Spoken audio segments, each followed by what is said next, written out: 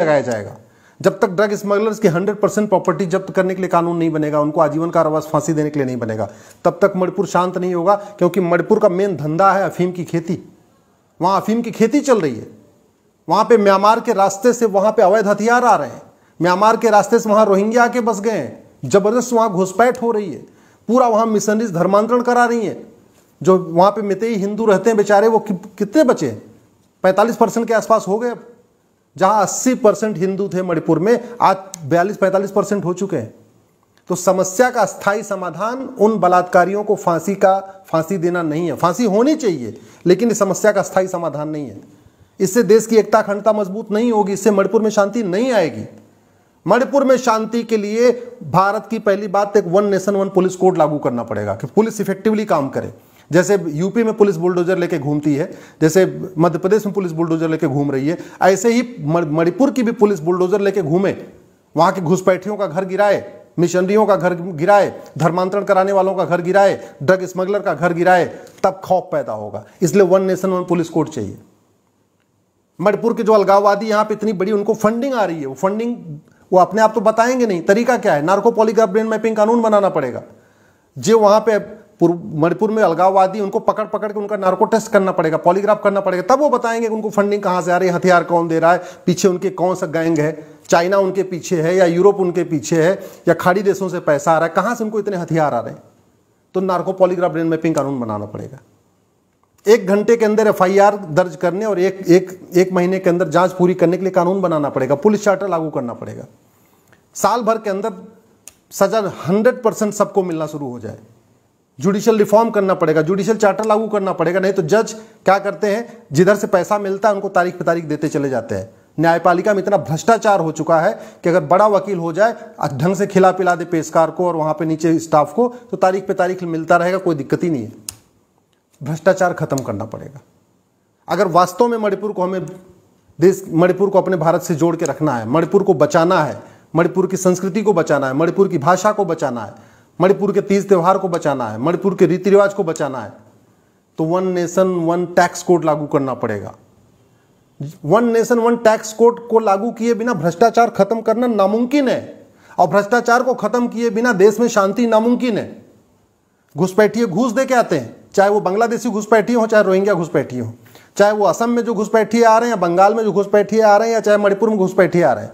2000 रुपए बॉर्डर पे देकर अंदर घुस जाते हैं। 2000 रुपए में राशन कार्ड बनवा लेते हैं। 2000 रुपए में ड्राइविंग लाइसेंस, 3000 में ड्राइविंग लाइसेंस बना लेते हैं। 2000-3000 में बर्थ सर्टिफिकेट बना लेते हैं। 10,000 रुपए खर्च करते हैं, पासपोर्ट बनवा लेते हैं। 10 से 20,000 रुपए में 5-5, 6-6 डॉक्यूमेंट बनवा लेते हैं।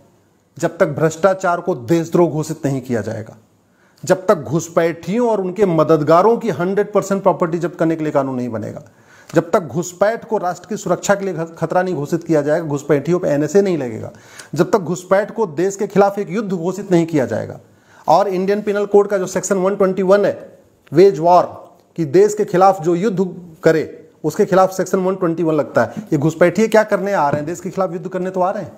तो ये जो मणिपुर में घुसपैठिए आए हैं, जो बंदूक लेके घूम रहे हैं, इनको ऊपर सेक्शन 121 क्यों नहीं लगा रही सरकार?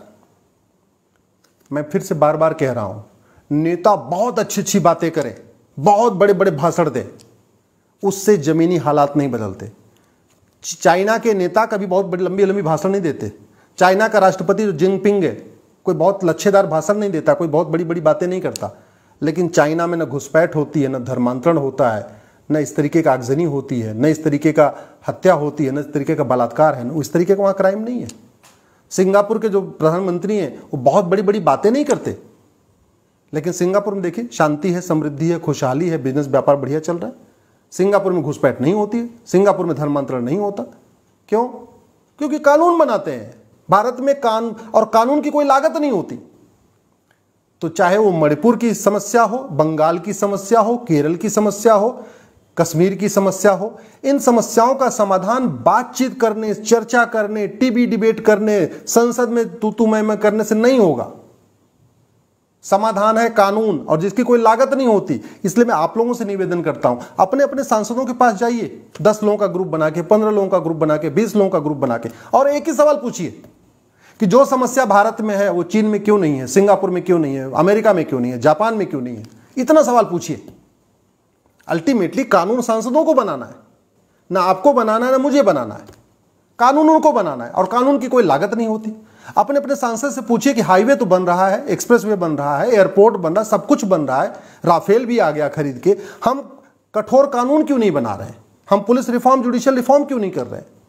अगर मेरी बात ठीक लग रही हो तो इस वीडियो को अपने सभी साथियों को जरूर भेजिएगा, अपने दोस्तों को जरूर भेजिएगा और अपने सांसदों को टैग करके ट्वीट करिएगा। और हो सके तो कम से कम एक दिन 15 लोगों का, 20 लोगों का, 30 लोगों का ग्रुप बना के अपने सांसद के पास जाके इतना पूछिए कि जो समस्या भारत में है, चाहे वो घुसपैठ हो, चाहे धर्मांतरण हो, चाहे जो भी समस्या है, ये सिंगापुर में क्यों नहीं है, चीन में क्यों नहीं है, और अगर कानून जब कोई लागत नहीं होती तो अच्छा कानून क्यों नहीं बन रहा है?